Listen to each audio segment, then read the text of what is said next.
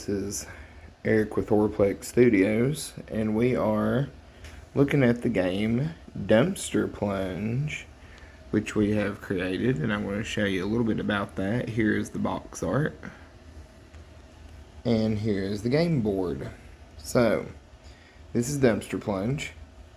It is a game created by Overlook Studios. My friend Greg was one of the big pieces to this because he got this concept for a game. He was talking to me about it, and we started discussing it, and he said, now listen, I have this game idea that involves trash cans. And I was thinking, okay, let's see what you got. And we started discussing it about that. They would use the dumpster, rate it, and try to get items, and that was the idea of the game. We started saying, hey, what if we did this with animals? What if the animals were the main pieces and the main characters? So we end up with a bear, a possum, a raccoon,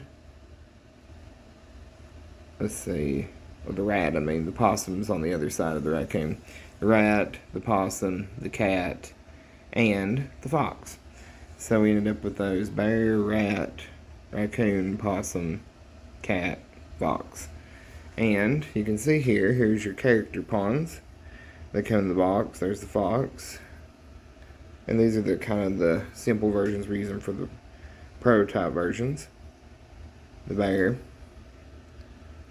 And the point is with this game is I'm going around this board, and as I go around I roll my dice. Simple dice movement game.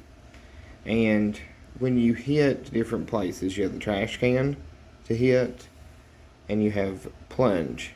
Now, plunge means I draw something from the plunge deck, read the effect. This one says you may look at the top 3 cards of the dumpster and rearrange them as you like. So you would look here, look at the top 3 cards of the dumpster pile, rearrange them as you like. So that effect is something that's generally good. And the thing is with your characters, they have their own abilities, but I'm going to show you a little bit about the dumpster first. The dumpster, you're collecting items. So see, here is a toe ring, golden slippers. You can have work boots, and you can see these have values as you're looking. Diamond necklace. The point is, at the end of the game, is to have the most value in your items when you count them up. Generally, you go around the board 5 times. You can play 5 times, 10 times. You know, it's kind of your play group's preference, but the general rules is 5 times around the board to decide who has the best items when you finish. Now, here are the character cards. Here's the raccoon. Hold him up here and let us look at him real good. Okay, the raccoon is a sneaky but stealthy character to play. It says at the bottom right here, once per trip, the raccoon can move forward or backward 2 spaces when moving.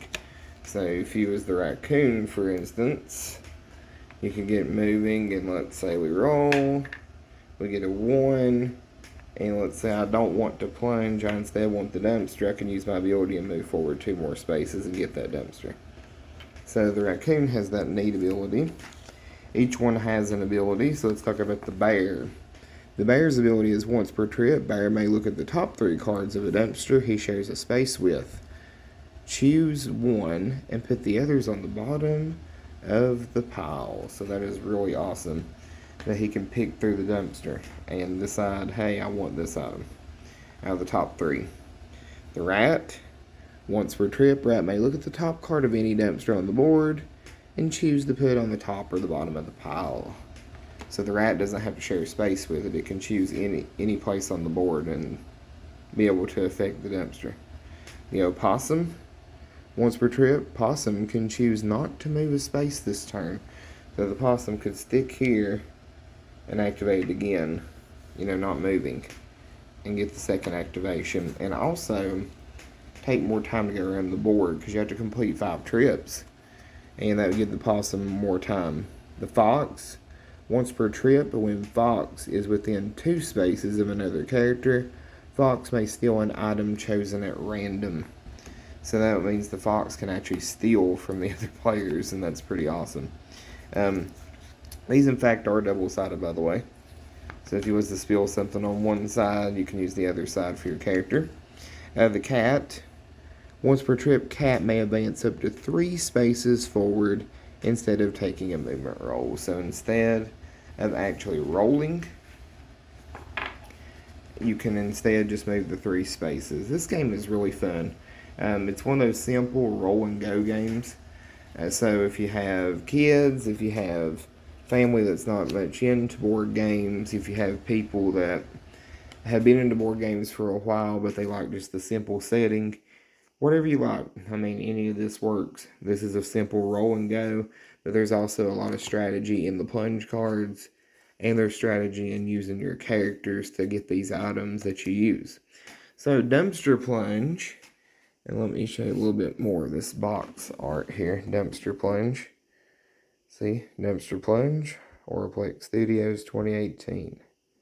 This is a very cool game that we've had in development. It's just getting to the point with where COVID had hit and people were having a lot of problems with the pandemic. We kind of set off of putting this out there for a little while. But now that people are getting to play again in person, it's a great time to show this game. So that's Dumpster Plunge, just a brief overview and the components.